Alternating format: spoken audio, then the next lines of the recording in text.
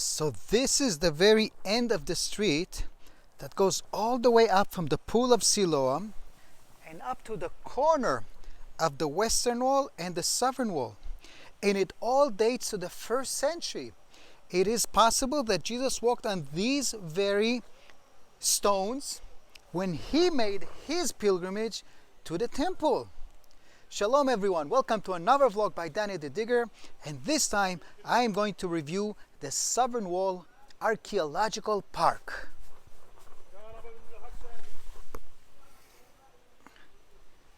The Southern Wall Archaeological Park, a big name for a site with very big significance indeed. This site was exposed mostly in the 1970s after the Six-Day War by a team from the Hebrew University. Professor Mazar and his assistant Bendov were in charge of most of the excavations that were done here. I remember as a young student participating in renewed excavations here where American volunteers led by Ronnie Reich and Yaakov Billig continued the excavations and uncovered the full length of this street. This street, which dates to the 1st century, is the very street that connected the main artery, if you wish, the main axis of Jerusalem, from the north in the area of Damascus Gate, and down south behind me the Pool of Siloam. And this was an important road in the days of Jesus, not only because it was a significant commercial street, but because it linked the Pool of Siloam, which was the main water source of the city, now used as a ritual bath. It connected it with the temple. Every Jew that wanted to come to Jerusalem and ascend up to the temple had to go through a purifying experience in water. A mikveh it's called. And the main mikveh was down at the southern end of the city, known as the Pool of Siloam. The New Testament does not record Jesus immersing his body, purifying, and being eligible to ascend up to the temple, but he must have done that. It does actually record him being at the Pool of Siloam, but performing a miracle. In my opinion, he also used the opportunity to purify if he wants to get into the temple, and then he probably walked on this very street. This street indeed goes all the way from the Pool of Siloam down to this corner, the corner of the western and the southern retaining wall of the Temple Mount.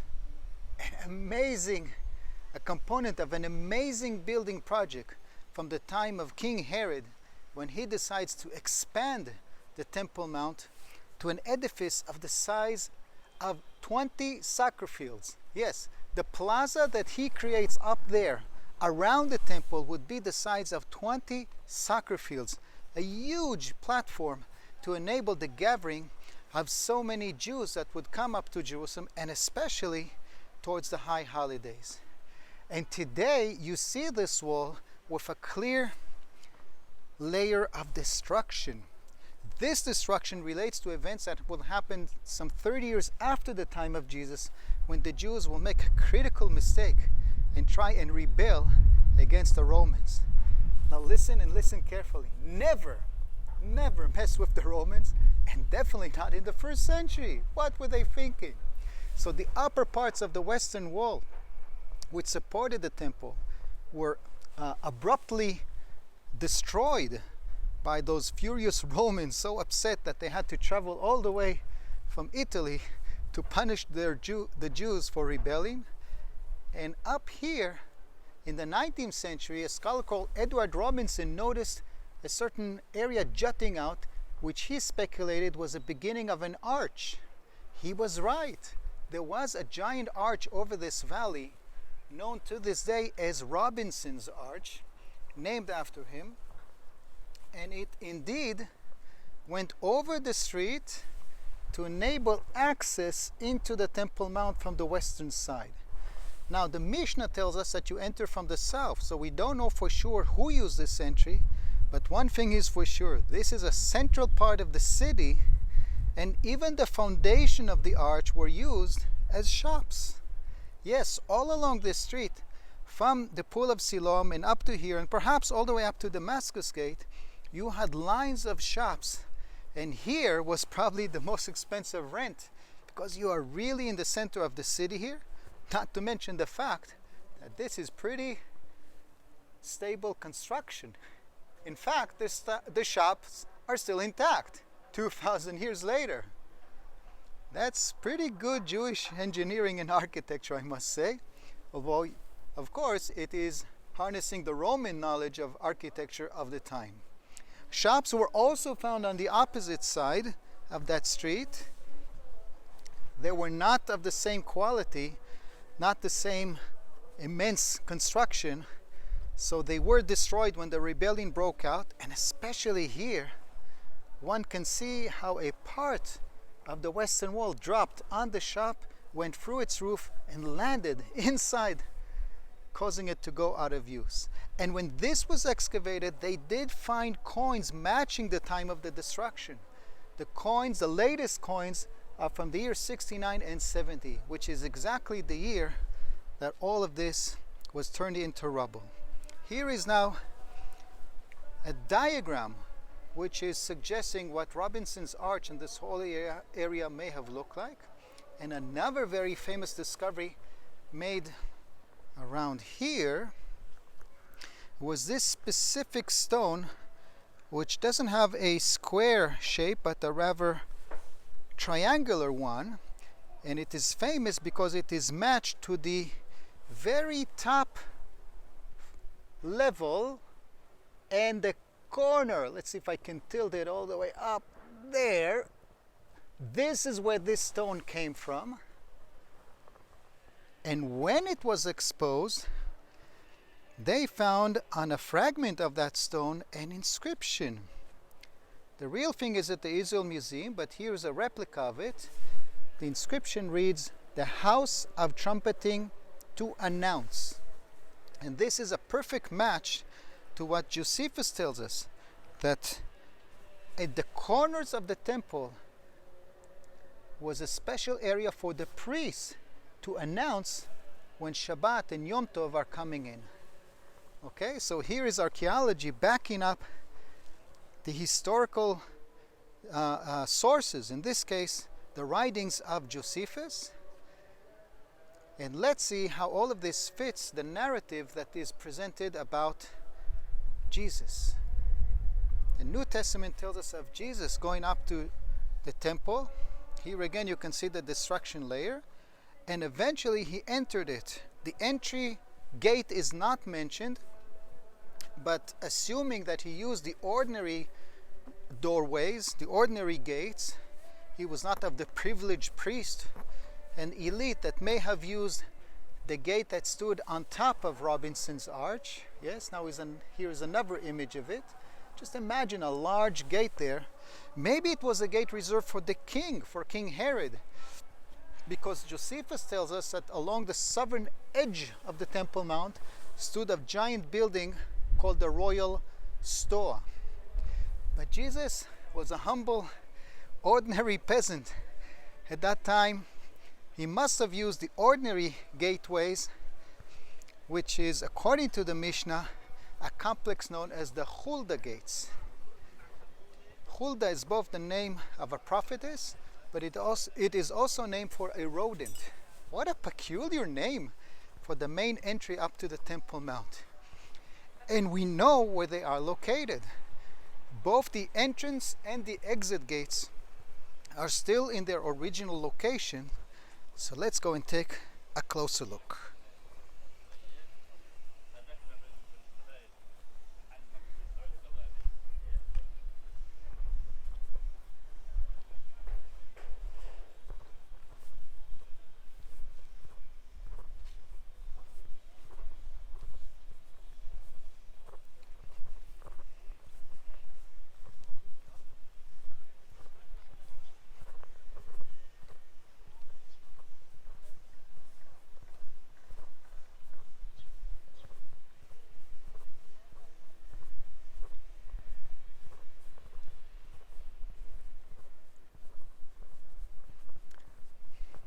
I'm actually now walking through an 8th century level of what proved to be a surprising discovery of a Umayyad period palace.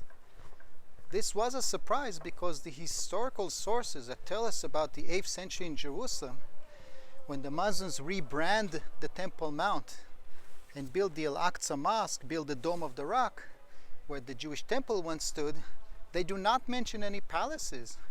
But archaeology has uncovered here not one, not two, but 4 Umayyad 8th century period palaces.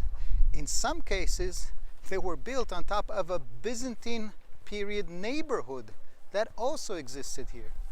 Another layer that is not mentioned in historical sources, but in the Byzantine Christian times, the center of Jerusalem becomes the Church of the Holy Sepulchre, a topic I will definitely cover in my next chapter, one of the next chapters, not the very next one. But the city center now is in a different location, not the Temple Mount, but people need a place to live. So actually beneath our feet, here is the diagram of a Byzantine period house right beneath us. But following the footsteps of Jesus, in my opinion, he walked from the pool of Siloam along that stepped street up to the corner of the western and the southern wall, and then he used the public spaces around here to finally reach the main entry up to the temple, the complex known as the Hulda Gates. And the Hulda Gates is comprised of a triple gate for the entry and a double gate for the exit. Can you see it? How about those marks in the southern wall? This is believed to be the triple gate, the gate of entry from the time of Jesus. But wait, before you go up to the temple, you have to purify. Well, we said that Jesus probably purified in the pool of Siloam, but archaeology proved that there are more purifying facilities over here. In fact, this one, let me zoom in, still has water. 2,000 years later, it still works. Not for too long, but it did rain recently and it's still holding the water in. What were these additional ritual baths for? I'm not sure. Maybe they were for the people who wanted a private purification experience, wanted the water to be warmed. Who knows? But it is an archaeological reality that we have here quite a few more ritual baths. And here is now a diagram that might be useful to explain. Wait, I'm trying to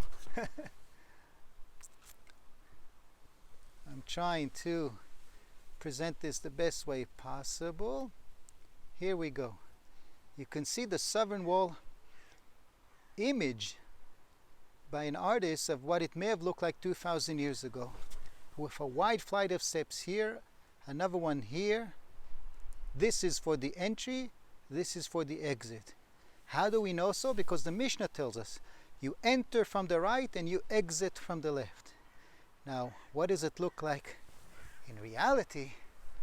Here we go. Here is a wide flight of steps leading up to the double gate. And let's continue this way to see the entry.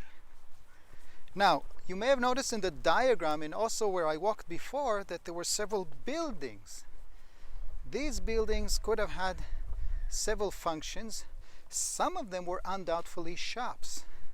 And here's an interesting note. It tells us that when Jesus goes up to the temple, he is very upset by the people abusing the high demand for sacrifice, especially for pigeons, and to change the money to the local currency to give it to the temple tax.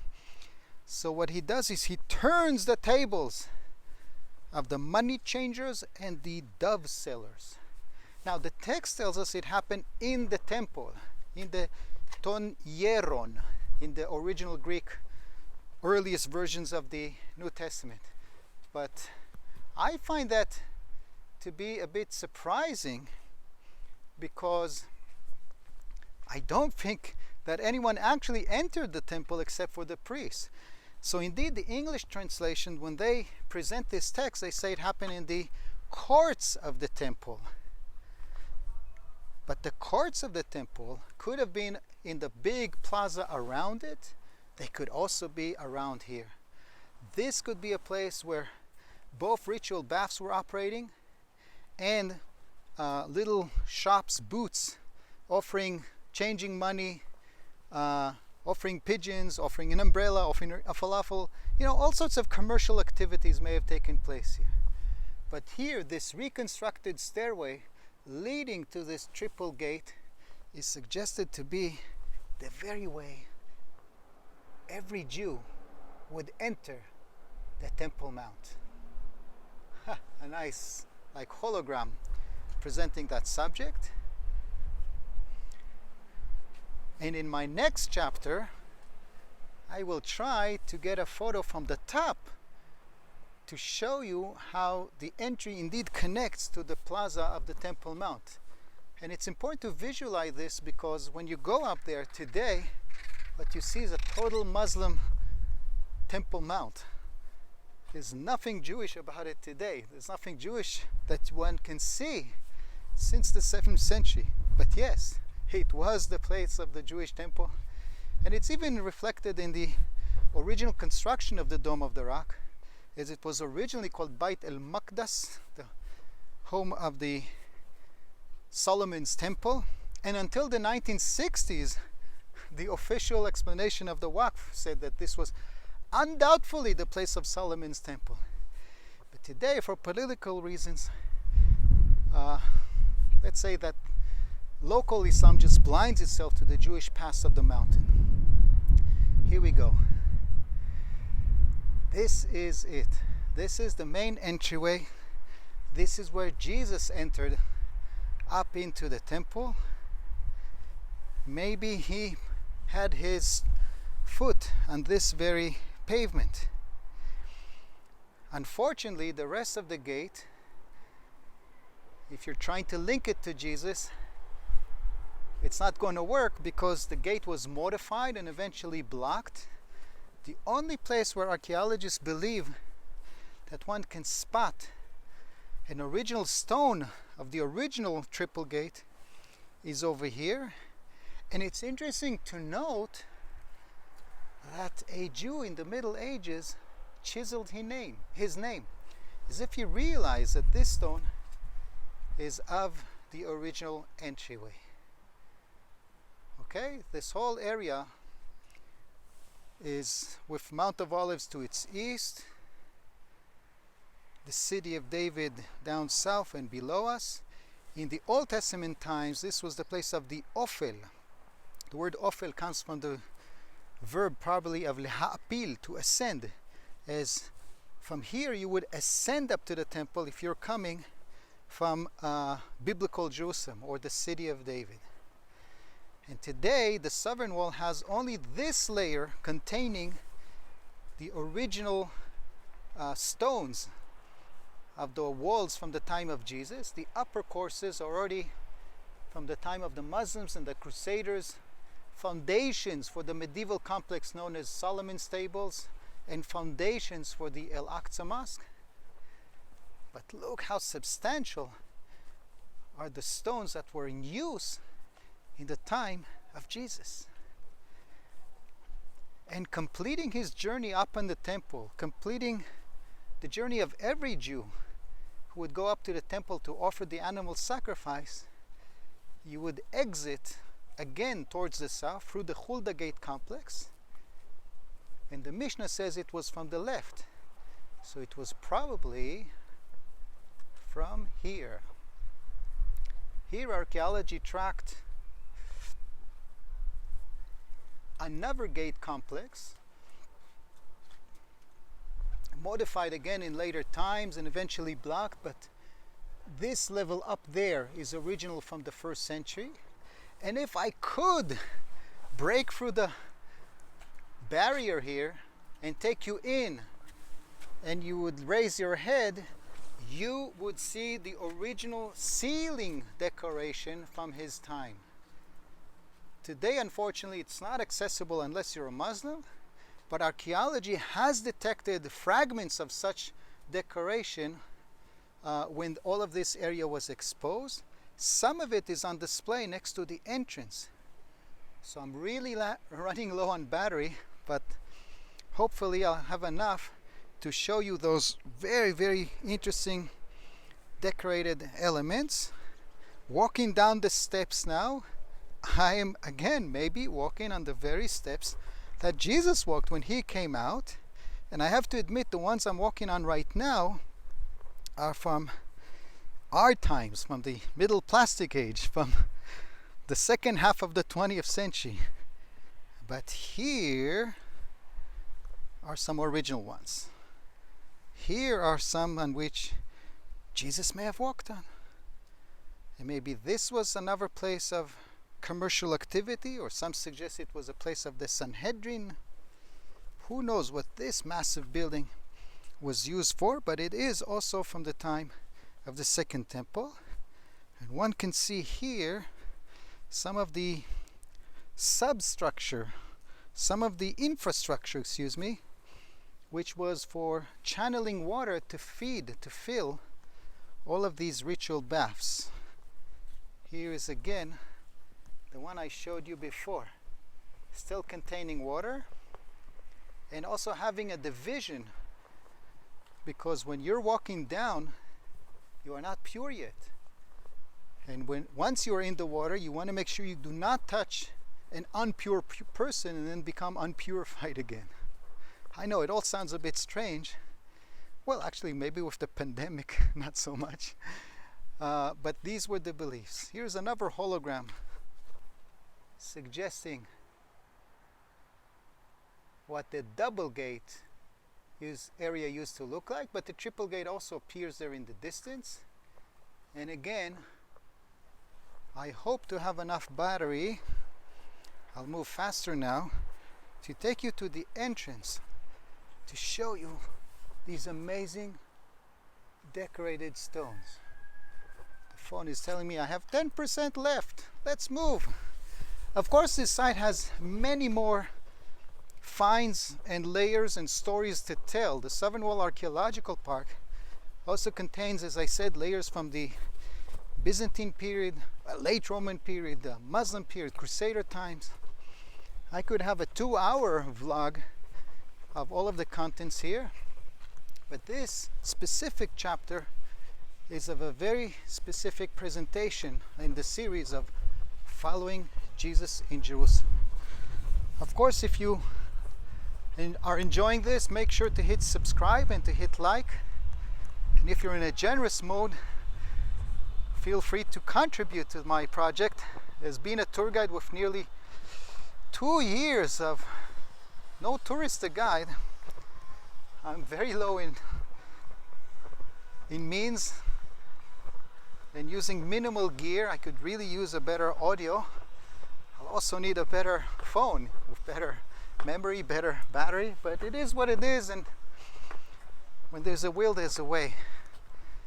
If you are interested in supporting, check out the description of this video where you'll see how you can contribute through PayPal. And now let me quickly rush through these Umayyad period levels and get to the main entrance.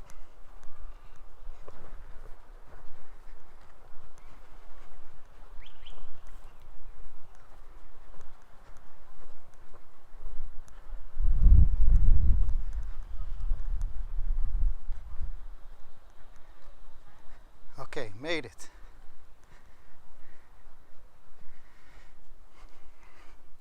Here is the main entrance, which has a few items on display, some of them quite interesting. One of my favorite is this milestone, which dates to the time of Vespasian and his son Titus. This milestone is part of the branding or renaming Jerusalem and giving it a whole new identity as a Roman city. Shortly after, it will also actually be given a new name, Aelia Capitolina. And for 300 years, Leg Deca Fretensis, the 10th Legion, will be stationed here, perhaps on the Temple Mount, which is some scholars suggest, to make sure those damn Jews who dare rebel against us, the Romans, will not have Not only will they not have a temple again, but they can't even live in or in the vicinity of Jerusalem. But I'm here to show you two items that relate to the time that the Jewish temple stood in full glory. And believe it or not, some of the ceiling decoration of the double gate contained decoration like this. This is an original stone that has a flower design, but also, yes, what you're seeing, a swastika. And if you don't believe me, here's another example.